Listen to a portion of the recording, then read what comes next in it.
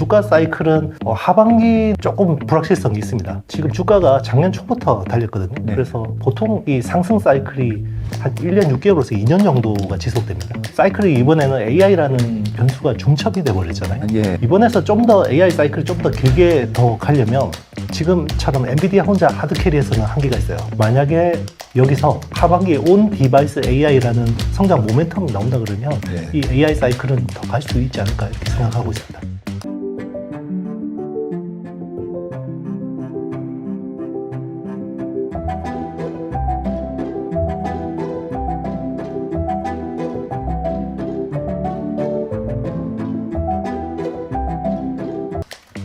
안녕하세요. 오늘은 스페셜 코너로 IT 신 채널을 운영하고 계시는 이형수 대표님 모셨습니다. 안녕하세요. 네, 안녕하십니까? 네.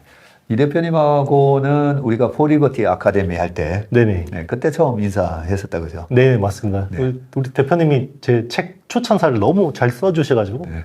네, 제가 은인으로 저는 있는 그대로 썼어요. 아유, 감사합니다. 그때 잘 알지도 못할 텐데 아이고 네. 너무 감사합니다. 네. 근데 우리나라가 반도체 강국이고 저는 이 반도체에 대해서 많은 이 전문적인 지식을 가지고 계시는 분들이 이 지식을 나눠주셔야 되는데 그때 그 책도 그랬고 그 이후로도 이 대표님의 이 활약 때문에 저희 매니저들이 완전히 애청자들이에요. 아유, 네, 뭐 너무 가장 최근 네. 영상까지 네네. 다 챙겨보고 있어요. 아유, 네, 그 정도로. 영광입니다. 네. 그래서 그때도 예전에도 한번 여쭤봤는데 전자신문에 계셨었잖아요. 네네, 맞습니다. 그런데 최근 영상도 보면서 야, 참 대단하시다. 보통 반도체 애널리스트 분들 보면 하이닉스나 전자 출신, 삼성전자 출신 분들이 많으신데 어떻게 그 내용을 그렇게 전문가 이상으로 그렇게 내용을 아유, 파악하세요? 네네. 뭐 전문가 이상은 아니고요. 네. 저도 이제 얄팍하지만 그래도 취재하면서 이렇게 10년 동안 그래도 주로 탐방을 가면 대표이사분이나 연구소장님들하고 많은 이야기를 하게 되거든요. 네. 그게 뭐 한 10년 정도 쌓이니까 저도 조금, 아. 조금 알아듣는 정도인 것 같습니다. 네. 야. 뭐 너무 훌륭하신 분들이 많으신데 제가 그래도 아무래도 방송을 많이 하다 보니까 네. 조금 제 실력보다 좀 더 많이 잘 알려진 것 같습니다. 아, 실력이 정말 처음에 제가 생각했던 그 훨씬 이상이셔가지고 참 저희가 투자하는 데 많은 도움이 되고 있고요. 다시 한번 감사드리고. 자, 작년에 제가 방송 나가면요. 저 사람은 왜 반도체 얘기만 해? 그리고 삼성전자 저 사람 뭐 삼성전자 계속 사라 그런다. 사실 그런 좀 비난의 댓글도 좀 있었었는데 그동안에 그거 여러 가지 업종과 섹터를 운영을 하다 보니까 저희가 실제로 운영하다 보니까 이 반도체가 한마디로 사이클 산업이잖아요. 네네, 맞습니다. 네. 얼마 전에 골드만삭스 리포트에도 it is cyclical but expanding 한다고. 사이클인데 근데 계속 확장되고 있는 그런 산업이다라는 정의에서 알 수 있듯이 반도체 하면 이 사이클이고 확장되는데 가장 참 다행스럽다고 생각하는 게 우리나라 반도체가 그래도 메모리에서는 글로벌 1등 맞죠? 네네, 맞습니다. 파운드리는 아니지만 네네, 맞습니다. 비메모리는 네. 1등 아니고 네, 아주 네. 미약한. 아주 미약한 단계고 네네. 미약하지만 네. 또 끝은 창대하리라고 생각하는데 자 그렇게 우리가 메모리에서는 독보적인 그래도 1등을 유지하고 있기 때문에 이 반도체 밸류 체인에 대해서 참 투자할 게 많다라는 게 저는 우리나라 투자자들한테는 참 다행이 아닌가 싶은데요. 근데 이게 사이클 산업이다 보니까 반도체 투자하는 게 굉장히 어려워요. 네네, 맞습니다. 네, 우리 업계에서 진짜 주식으로 해서 몇백억 버신 분이 있는데 그분조차도 뭐라고 얘기하셨냐면 내가 하이닉스 투자해서 220전 218패 이무르 그 정도로 어려운 겁니다. 네네, 맞습니다. 네, 그래서 오늘 이형수 대표님 모시고 지금 반도체 이 주가 사이클에서 한 어느 정도 국면에 있는지 아직 이 사이클이 끝난 건지 아닌지 그 부분에 대한 질문을 드리도록 하겠습니다. 먼저 이 첫 번째 질문에 대한 답부터 내려놓고 한번 시작해 보시죠. 끝났습니까? 네네. 아직 저는 좀 남아있는 것 같습니다. 네. 네. 좀? 네. 이제 사실 10분응선 중에 맞습니다. 얼마? 이게 업황 사이클하고 주가 사이클이 다르잖아요. 다르죠. 그래서 이제 선반영되기 때문에 업황 사이클은 내년까지 충분히 저는 좋게 보는데, 주가 사이클은 일단 저는 올 상반기까지는 확실히 이제 괜찮은 것 같고요. 네.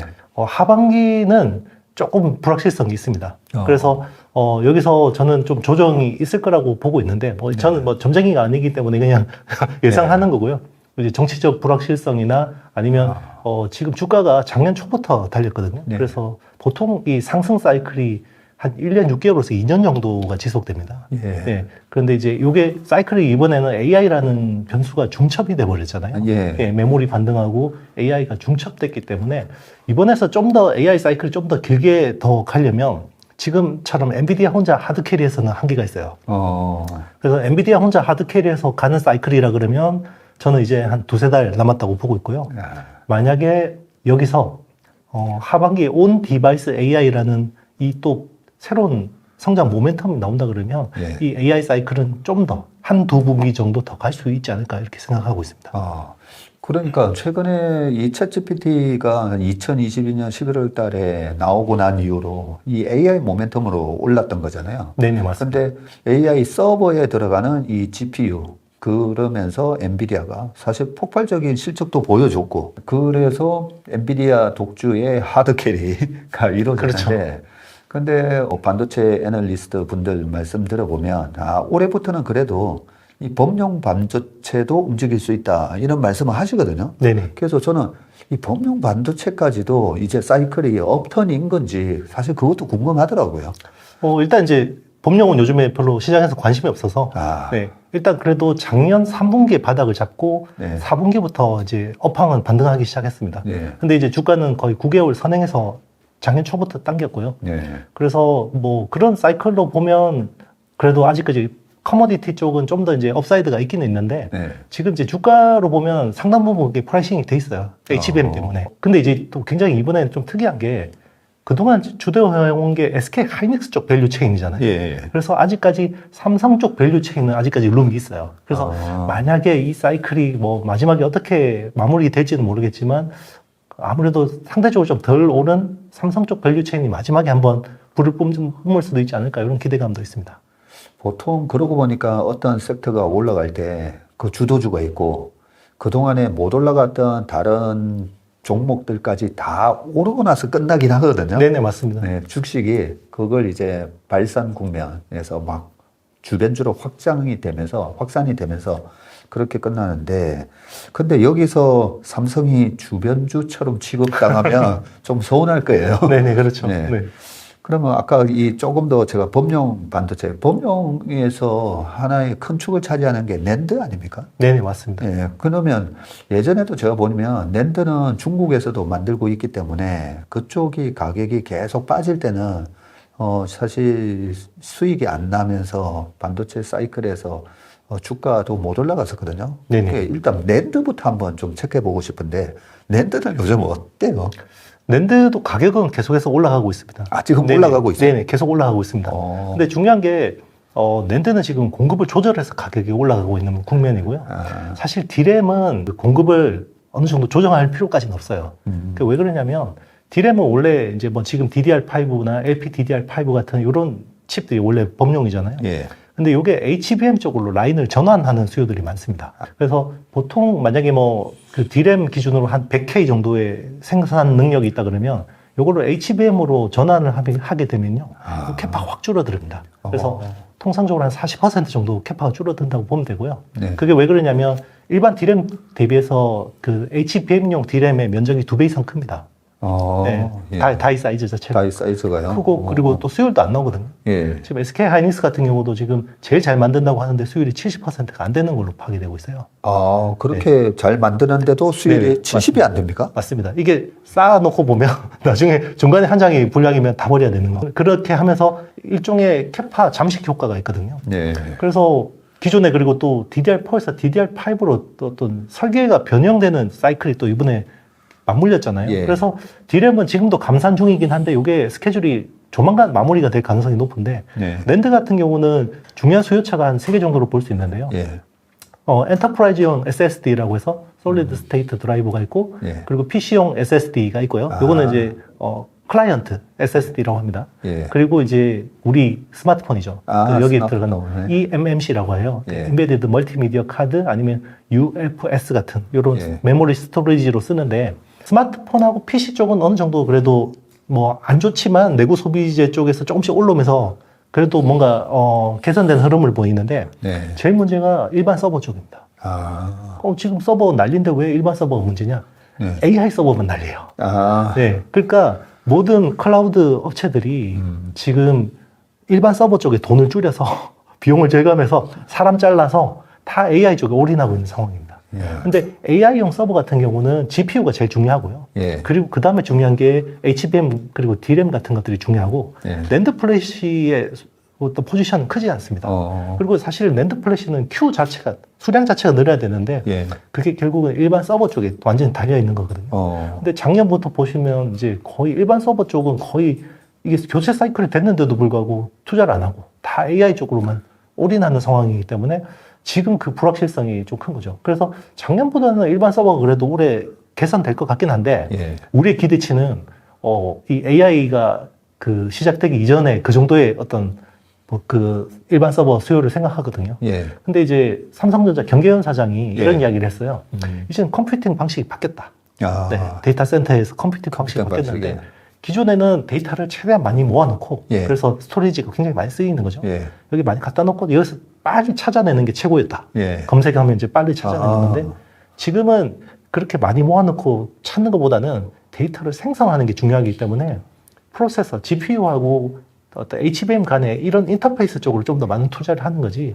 스토리지는 아마 그전처럼 수요가 나오지 않을 수도 있다 이런 이야기를 했습니다.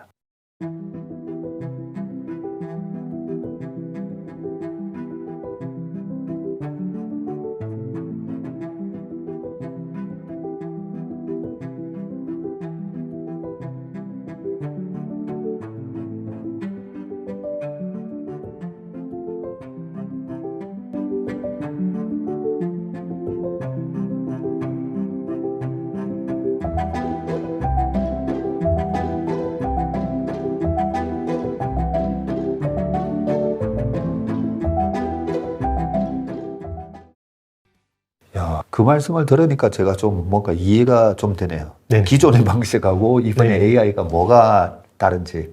네. 인터넷으로 우리가 검색만 하더라도 저는 그 많은 데이터에서 어떻게 저걸 찾아내나. 네네. 네, 그게 신기했었는데 이번에 생성형 AI라고 하는 거는 그래서 뭔가 만들어내야 되는 거네요. 맞습니다. 네, 제너레이터 해야 되기 때문에. 제너레이터 해야 네. 되고 네. 거기서 한 단계 더 나가면 소위 말하는 AGI라고 네네. 해서 뭐 추론까지도 하고 뭐. 맞습니다. 지금도 추론을 하긴 하는데요. 네. 우리가 지금 이야기하는 추론은 일종의 과거의 데이터를 가지고 그냥 패턴을 학습해서 이제 그럴듯하게 내놓는 거고 예. AGI까지 간다 그러면 얘가 배우지 않은 것도 대답할 수 있는 거 사람처럼 예. 이제 그런 거를 AGI라고 하는데 우리 영화에서 보면 뭐 아이언맨에 나오는 자비스 같은 예, 예. 완전히 그 에이전트 AI죠. 네. 얘한테 명령을 내리면 얘가 그냥 내 계정에 들어가서 뭐 일까지 다 해주고 막 그런 수준까지 원하기 때문에 그런 것까지 가려면 엄청나게 많은 컴퓨팅 파워가 필요합니다. 그러니까 지금 컴퓨팅 파워 AI 모델 중에 가장 큰 스케일이 가장 큰 게 제미나이거든요. 구글의 예. 제미나이가 구글 제미나이가 매개 변수가 한 1조 개 정도 됩니다. 1조개요? 네, 1조 개. 챗 GPT가 처음 나왔을 때 이게 그 무료 버전이 매개 변수가 1750억 개의 매개 변수를 기록했고요. 예. 요걸 구현하기 위해서 엔비디아 A100이라는 칩을 1만 개를 썼어요. 예. 근데 이제 그다음부터는 그 업체들이 공개를 안 합니다. 우리가 몇 개를 칩을 몇 개 써서 뭐 이런 것들 이야기를 안 하는데 예. 아마 한 꽤 많은 지금 컴퓨팅 파워를 구현하기 위해서 많은 칩을 썼을 거고 경계현 사장은 AGI가 되려면 미니멈 필요한 컴퓨팅 파워 예. 매개 변수가 1000조 개라고 했습니다. 1000조개. 그럼 지금 구글 제미나이보다 1000배 많은 컴퓨팅 파워가 필요한 거죠. 그렇네요. 네. 야. 근데 젠슨 황은 이게 5년 안에 올 거라고 이야기를 합니다. 그게 5년 안에. 네네. 그러면 제가 또 하나 궁금해지는 게 이게 AI 서버가 어디까지 이제 확산될 거냐인데 네네. 지금 이 AI 서버를 구현하기 위해서는 GPU도 있어야 되고 HBM3 또는 3E 뭐 이런 거에 고성능 메모리까지 필요한데 이걸 뭐 다 구할 수도 없고 네. 지금 너무 비싸고 맞습니다. 이러다 보니까 우리가 직접 AI 서버를 구축하는 것보다는 뭐 클라우드처럼 네네. 그냥 만들어 놓은 서버를 우리가 돈 주고라도 그거 쓰는 게 낫다라고 해서 밑에가 아예 다 포기할지 네네. 아니면 밑에도 무조건 그걸 구축을 해야 되는 건지 네. 그 밑단이라는 게 최근에 GPU를 어디서 제일 많이 썼나를 찾아봤더니 일단은 마이크로소프트하고 메타 네네. 거기가 뭐 작년에 15만 개씩 네네, 뭐 맞습니다. 했더라고요. 네네. 올해 뭐 35만 개씩 더 사겠다고 메타도 얘기했고 그러니까 이 밑에까지 못 내려가는데 그 밑에 부분에 보면 뭐 중국 텐센트도 있고 바이두도 있고 뭐 하더라고요. 네네. 테슬라도 있고. 네네. 그 우리나라 네이버 같은 데나 카카오가 그 GPU 확보는 할 수가 있습니까? 확보가 잘 안 됩니다. 네, 사실- 확보가 안 된다는 네. 얘기를 제가 살짝 지금 들어가지고. 돈이 있다고 살 수 있는 것도 아니고요. 예.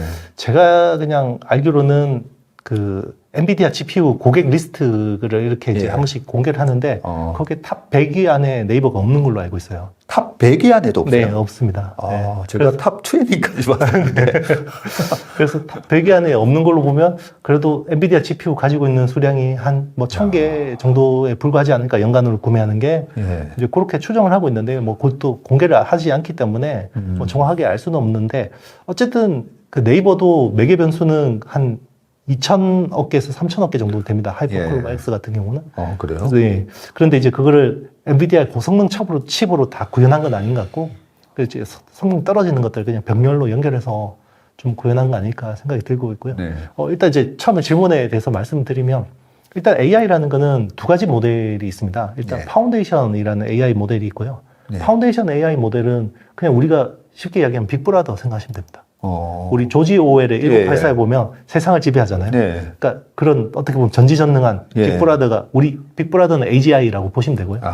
그러니까 빅테크들은 끝을 봐야 됩니다. 예. 누가 빅브라더가 될 거냐. 네. 그러면 우리 뭐 예전에 월드와이드웹 시대도 보셨지만 처음에는 검색 엔진 엄청나게 많았잖아요. 네. 그래서 야후도 있었고 예. 엠파스, 한미를 다 정리되고 네. 결국 구글하고 네이버하고 몇 개만 남잖아요. 그렇네요. 네, 보통 한 3개만 플랫폼은 결국 죽을 때까지 치킨 게임을 할 수밖에 없고요. 모바일 시대도 보면 처음에는 OS가 우후죽순 많았습니다. 뭐 윈도우 모바일도 있었고요. 파이어폭스도 있었고 다 했지만 결국 안드로이드로 정리되고 연합군은 안드로이드, 이제 제국군은 애플 iOS로 정리가 됐잖아요.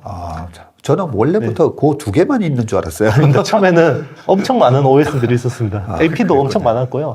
네, 그래서 그때 뭐 엔비디아 같은 데서도 모바일 AP가 있었어요. 테그라라는 게 있었고 TI도 오맵이라는 AP가 있었고 이제 그런 식으로 정리가 됩니다. 그래서 그 독과점이 되면 이제 이게 계속 흘러가는 거고 지금 AI는 아직까지 승부가 안 났어요. 그럼 승부를 어떻게 내야 되냐? 지금 우리가 이야기하는 트랜스포머라는 모델 기반으로 AI가 모든 게 구현되고 있는데 여기는 두 가지 중요한 법칙이 있어요. 그게 스케일링 로우라는 겁니다. 그러니까 스케일링 로우. 그러니까 컴퓨팅 파워를 계속 키우고 빅데이터만 밀어넣으면요 계속 좋아져요. AI가. AI 성능이 계속 좋아집니다. 그러면 이게 치킨 게임이 될 수밖에 없어요. 누가 엔비디아 칩을 자기 서버에 많이 갈아 넣느냐에 따라서 성능이 좋아지거든요. 그러면 그게 중요한 거고요. 그리고 emergent abilities라는 그게 있는데 그게 뭐냐면 한 매개 변수가 1,000억 개 정도 넘어가면 얘가 갑자기 뭐 없던 능력이 생겨요. 그래요? 네, 뭐 그러니까 뭐 우리 뭐 그 무슨 온라인 게임 같은 데 보면 갑자기 무슨 권능 같은 게 생기듯이 갑자기 생겨요. 그러니까 왜 생기는지 몰라요. 우리는 뇌를 잘 쓰지만 사실 우리 뇌의 메커니즘을 모르잖아요. 그러니까 이게 AI도 머신러닝으로 하니까 얘를 계속 규모를 키우니까 갑자기 없던 능력이 생기는 거예요. 그러면 이게 계속 키워보고 싶잖아요. 그러니까 자금하고 인력이 있는 빅테크들은 이게 제가 보기에는 미니멈 1,000조 개의 컴퓨팅 파워까지는 키워볼 것 같아요. 그런 게임이 하나 있고 여기에 자금력과 인력이 안 되는 업체들은 어떻게 해야 되냐? 작은 사이즈의 AI 모델을 가지고 파인 튜닝하는 쪽에 초점을 맞출 것 같아요. 그게 대표적으로 보면 메타가 자기들이 가지고 있는 라마라는 AI 모델이 있어요. 그래요? 네, 그거를 오픈 소스로 공개했습니다. 리눅스처럼. 그래서 마음껏 갖다 써. 그러니까 소스 코드 다 풀어주고요. 마음대로 개발해봐. 그거거든요. 그게 이제 보통 매개 변수가 한 300억 개 내외 정도 가지고 하는 건데, 이제 그런 쪽에서는 특화된 AI 모델을 하는 거죠. 그래서 한쪽은 빅테크들의 경쟁은 AGI를 누가 먼저 개발하느냐 경쟁이고, 그 밑에 이게 자금력이 안 되고, 그래도 독특한 서비스를 만들어 보자. 이런 업체들은 그냥 이제 그런 오픈 소스 라마 같은 것들 갖다 가지고 이제 파인 튜닝 해보고 이렇게 해서 이제 어떤 다른 층류의 경쟁이 벌어지고 있는 거죠. 야, 옛날 사례를 들어서 말씀을 해주시니까 OS 같은 걸 이제 AI가 지금 라운드로 따졌을 때 옛날에 우리가 복싱 네. 어릴 때는 15라운드 하다가 네네. 12라운드 뭐 이렇게 줄였었는데 총 12라운드 기준으로 보면 지금 이제 한 2라운드 된 건가요? 네, 뭐 한 1, 2라운드. 1, 2라운드 이제 시작한 네. 거네. 젠슨 왕이 그렇게 이번에 이야기했거든요. 네. 이제 AI는 티핑 포인트를 지났다. 아, 이제? 네, 이제 티핑 포인트 지났다 했거든요. 그러면 우주선처럼 생기지만 또 엄청난 구조조정이 또 나오겠네요, 나중에. 맞습니다. 결국은 여기서 이제 뭐 결국 이 게임에서 이제 패를 덮는 업체들이 나올 거고요. 예. 근데 그걸 정말 하기 싫을 거예요. 그 누구도. 어. 그러니까 모바일 혁명에 메타가 애플한테 어떤 취급 당하는지 봤잖아요. 그러니까 이게 메인이 되지 못하면 엄청 서럽거든요. 네. 근데 AI 시대에서 이제 같은 빅테크가 아니라 이제는 급이 달라지는 거죠. 야, 그렇네요. 그 모바일 시대로 넘어오면서 마이크로소프트가 이 구글하고 애플 쪽에 이 모바일 생태계를 못 만들다 보니까 2000년부터 2014년까지 15년 동안 잃어버린 15년이었거든요. 네네, 맞습니다. 주가 왔다 갔다 했었는데 그래서 더더욱 이게 완전히 생존의 문제다, 그죠? 네네, 맞습니다. 야, 이게 뭐 그래서 사람 잘라서 투자한다라는 말이 그게 수만 명 잘라가지고 거기서 비용 세이브해서 AI 투자한다 그러잖아요. 이 말씀 들었다 보니까 그렇게 한 15년에 앞으로 15년이 결정이 되는데 이제 1, 2라운드 이제 시작이 됐으면 제가 주식을 투자할 때 그런 얘기를 많이 하거든요. 우리가 마라톤에 보면 한 10km 이렇게 지나다 보면 선두 그룹 있고 2등 그룹이 있는데 뭐 저 뒤에 있던 3등 그룹에서 치고 나오는 건 없잖아요. 거의 없죠. 네, 그런 걸 감안을 했을 때 좀 전에 말씀하셨던 뭐 매개 변수가 많아지면 많아질수록 스스로 뭔가가 막 또 생긴다는 거. 네네, 맞습니다. 그런 그리고 AI가 참 냉정한 게요. 보면 이게 같은 선상에서 게임이 아니에요. 지금은 당장은 컴퓨팅 파워가 좋은 게 제일 유리하잖아요. 예. 근데 이게 점점 갈수록 마라톤으로 간다, 잘 비유를 하셨는데, 마라톤으로 갈수록 결국은 데이터 많은 애가 이겨요. 그러니까 지금은 빅데이터의 가치를 별로 모르잖아요. 네. 지금 모든 게 엔비디아 칩이 중요하지. 근데 이게 갈수록 점점 빅데이터의 가치가 더 중요해집니다. 장기전으로 갈수록. 왜 그러냐면 지금은 이 AI라는 게 사람처럼 예. 말을 배우는 식이에요. 그래서 라지 랭귀지 모델이잖아요. 예. 근데 이게 이제는 멀티 모달을 배웁니다. AI가. 그러니까 멀티 모달이라는 게 뭐냐면 예. 사람의 오감 같은 거예요. 그래요? 예. 이번에 소라, 예. 오픈 AI 소라가 공개됐잖아요. 예. 내가 텍스트를 던져주면 얘가 영상을 만들어줘요. 이거는 멀티 모달 학습이 안 돼 있으면 안 됩니다. 그러니까 사람처럼 보고, 네. 듣고, 느끼고, 맛보고, 냄새 맡고 이런 네. 것들을 배워야 되는데 언어는 사실 웹에 많잖아요. 네. 그리고 대충 가져와도 모르잖아요. 그러게요. 그런데 이게 이제 보고, 그리고 듣고, 느끼고, 맛을 보고, 냄새 맡고 이런 것들은 사용자한테 딱 가야 돼요. 예. 네. 사용자한테 딱 가서 센서를 붙여놔야 됩니다. 예. 그게 결국 집안으로 침투해야 되고 온디바이스 AI가 돼야 되는 거거든요. 그러니까 온디바이스 AI라는 거는 사실 결국 나중에 데이터 깔때기, 자기들의 AGI로 가기 위해서 데이터를 확보하기 위해서는 온디바이스 AI 쪽에 생태계를 꼭 확보해야 되는 거예요. 야, 그 데이터가 중요하다는 말씀을 하시니까 최근에 메타 주가가 되게 많이 올랐거든요. 네네. 네. 전부 다 이제 우리가 엔비디아가 뭐 엄청나게 130불에서 지금 970불까지 왔었으니까 거의 800% 올랐는데 메타도 못지않게 거의 뭐 100불 깨졌다가 뭐 강하게 올라오는데 그 메타의 생태계에서 그 활동하고 있는 숫자가 뭐 20억 명인가 30억 명 이렇다고 하거든요. 맞습니다. 야, 그러면 이 소위 말해서 이제 페이스북, 그 다음에 인스타그램, 그 다음에 메타가 갖고 있는 이 왓츠앱인가 뭐 또 이런 메신저 등등이 그게 전부 다 데이터네요. 맞습니다.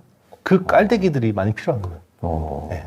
그래서 사실 일론 머스크가 왜 집안에다가 휴머노이드 로봇 한 대씩 갖다 놓고 싶겠어요. 결국은 다 그걸로. 네, 데이터 깔때기인 겁니다. 데이터 깔때기. 네. 지금 자동차 쪽에서 가장 많은 데이터 깔때기를 가지고 있는 게 테슬라잖아요. 네. 그 깔때기 말고 좀 네. 더 품이 있는 그런 용어가 없어요. 그게 데이터 컬렉팅 하는 네네, 컬렉터인데 네. 아, 죄송합니다. 제가 깔때기 이렇게 좋습니다. 채널의 품위에 맞지 않는 용어를. 그렇게 보면 테슬라도 지금 우리 테슬라에 투자하고 계신 네. 투자자분들이 많으셔가지고 그러고 보면 테슬라의 자동차가 온갖 데이터를 다 네네. 깔때기처럼 빨아들이고 있고 그리고 트위트도 인수했잖아요. 네네, 맞습니다. 그 트위트 인수했고 그 다음에 테슬라가 또 일론 머스크가 스페이스X라고 네네. 지금 저궤도 위성 뭐 3,000개 이상 완전히 압도적으로 구축을 해놓고 있는 상황에서 나중에 저는 이건 5G에서 지금 6G로 통신이 넘어간다고 하잖아요. 네네. 나중에 7G, 8G 뭐 가다가는 나중에 저궤도 위성으로 저는 그냥 또 다 바뀌지 않을까 싶거든요. 네네. 그럼 뭐 통신 왔다 갔다 하는 데 있어서 또 데이터 다 긁어가고. 네네, 맞습니다. 그래서 사실 테슬라는 지금 당장은 주가가 되게 안 좋은데 네네. 예, 장기적으로는 좀 좋을 거다 이런 저도 생각을 하거든요. 좋게 보고 있습니다. 왜 그러냐면 이게 AI라는 게 심플해요. 애기하고 똑같습니다. 처음에는 엄마 아빠라는 말을 배우잖아요. 예. 그 다음에 멀티모달을 통해서 주변 사물을 인지하고 이제 듣고 냄새 맡고 느끼고 하잖아요. 네. 그 다음에 뭐 합니까? 이제 기어다니잖아요. 그리고 걸어다니죠. 걸어다니고 뛰어다니죠. 뛰고 네, 결국은 이제 운동지능을 배워야 되는데 네. 그 운동지능을 가장 잘할 수 있는 데이터를 가지고 있고 그리고 이걸 자기체 슈퍼컴퓨터에서 이걸 돌려서 패턴을 찾아내고 그리고 OTA를 통해서 펌웨어 업데이트를 해주고 이런 시스템을 가지고 있는 회사가 테슬라죠. 네. 지금은 이제 전기차 업체로서의 어떤 그 물을 빼기 위해서는 성장통이 필요하고요.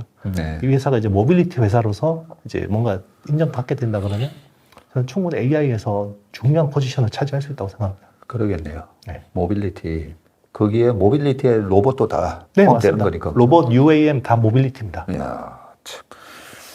이 모든 거에 또 반도체가 다 쓰이다 보니까. 네, 맞습니다. 자, 그러면 얼마 전에 그 말씀하셨던 것도 제가 들었는데 지금까지는 AI 서버용이었었는데 뭐 작년 하반기에 주식시장에서 또 살짝 힌트를 주더라고요. 온 디바이스 AI, 네네. 온 디바이스 AI. 그럼 온 디바이스 AI로 그래도 그 첫 작품이 나온 게 저는 갤럭시 S24? 네네, 맞습니다. 그거 아닌가 싶고요. 저는 아직까지 안 써보고 주변에 쓰는 사람이 없어서 못 봤는데 벌써 중국에서 중국 소비자들이 이 갤럭시 S24에 관심을 갖는다고 그러더라고요. 네네. 그러면 이것도 이제 온 디바이스 AI도 이제 시작인 거잖아요. 그렇죠. 그러면 챗GPT 처음 나왔을 때 우리가 그때 엔비디아 사고 HBM3 만드는 그 하이닉스 샀어야 되고 한미 반도체 샀어야 되는데 네네.